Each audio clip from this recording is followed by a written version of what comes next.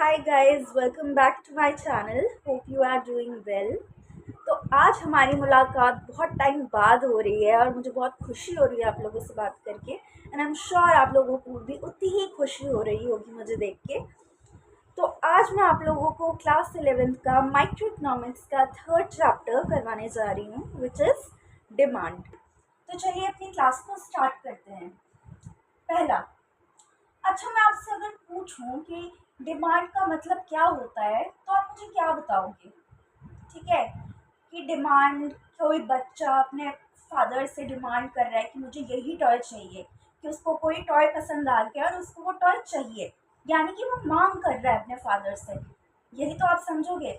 Generally इसका मतलब मांग ही होता है, लेकिन इकोनॉमिक्स में किसी भी चीज़ को डिमांड तभी बोलेंगे जब ये 5 एलिमेंट्स इसमें प्रेजेंट होंगे। जनरल मीनिंग हमें पता है कि डिमांड का जनरल मीनिंग होता है मांग, लेकिन जब हम इकोनॉमिक्स में डिमांड की बात करते हैं तो उसमें कुछ एलिमेंट्स ऐड हो जाते हैं। ठीक है, जब वो एलिमेंट्स उसमें प्रेजेंट होंगे तभी हम उसको डिमांड बोलेंगे। ठीक है, जो भी डेफिनेशन में बताया गया है वो सारी चीज़ें इसमें प्रेजेंट है। ठीक है, तो चलिए 5 इंपॉर्टेंट एलिमेंट्स देख लेते हैं। पहला एलिमेंट क्या है? Desire for a commodity. पहली चीज़ ये होती है कि कंज्यूमर को कोई चीज़ पसंद आ गई है और वो उसे लेना चाहता हो, उसका डिज़ायर हो, उसकी इच्छा हो। ठीक है, दूसरी चीज आती है एबिलिटी टू बाई इट, यानी कि उसके अंदर इतनी क्षमता होनी चाहिए कि वो उस चीज को खरीद सके। ठीक है, इतने पैसे उसके पास होने चाहिए कि जो चीज उसको पसंद आई है वो उसको खरीद सके। अब एग्जाम्पल अगर मैं दूं आपको, तो कोई अगर किसी इंडिविजुअल को, ठीक है, मर्सिडीज कार पसंद आ गई, लेकिन वॉलेट में देखा तो 200 रुपये, तो क्या वो ले पाएगा? Obviously not. तो इसलिए बोला जाता है कि हम किसी चीज को डिमांड तब बोलेंगे जब उसके अंदर ये क्षमता भी होगी उसके पास। ठीक है, थर्ड चीज जो आ जाती है हमारी, वो होती है विलिंगनेस टू पे फॉर इट। अब भाई, ये तीसरी चीज बड़ी इंटरेस्टिंग है। पहली चीज तो हो गई कि डिजायर होनी चाहिए, आपकी इच्छा होनी चाहिए। दूसरी चीज हो गई कि आपकी क्षमता होनी चाहिए, आपके पास इतने पैसे होने चाहिए कि आप उसे खरीद सको। थर्ड एलिमेंट है हमारा विलिंगनेस टू पे फॉर इट।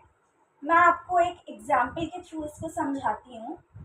आप लोगों ने देखा होगा, कुछ लोग होते हैं जो पैसे उनके पास अच्छे खासे होते हैं, अमीर होते हैं, और चीज़ों को, जो चीज़ें उनको पसंद आ रही होती हैं वो उसको लेना भी चाहते हैं, लेकिन वो पैसे नहीं लगाना चाहते।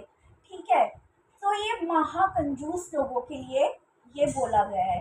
ठीक है, अगर आपके पास डिज़ायर है, ठीक है, आपकी इच्छा है, आपको पसंद आ गई कोई कमोडिटी, आप लेना चाहते हो, आपके पास उतने पैसे हैं, आप एबल हो, आप लेकिन लेकिन आप अपने पैसे लगाना नहीं चाहते, तो भी हम उस चीज़ को डिमांड नहीं बोलेंगे। फोर्थ एलिमेंट है हमारा at the given price of a commodity. जिस प्राइस पे उसको कमोडिटी को बेचा जा रहा है, वो प्राइस पे ही आपको खरीदना होता है। ठीक है, इसके लिए ये भी ज़रूरी है in the given time period, उसी टाइम पीरियड पे। ठीक है, तो ये था आपका डिमांड। किसी भी चीज़ को डिमांड हम तभी बोलेंगे जब ये 5 एलिमेंट्स उसमें प्रेजेंट होंगे। तो गाइस, अब हम डिमांड की डेफिनेशन को देख लेते हैं। When a consumer is willing and able to purchase a fixed quantity of a commodity, जब कंज्यूमर किसी भी कमोडिटी को लेना चाहता है, उसकी इच्छा है और वो एबल है, यानी कि उसके पास इतने पैसे हैं, उसके पास क्षमता है कि वो उसको ले सकता है, उसकी फिक्स्ड क्वांटिटी को अलग अलग प्राइसेस पे मार्केट में उस टाइम पे, उसको हम डिमांड बोलेंगे। Thank you so much for watching.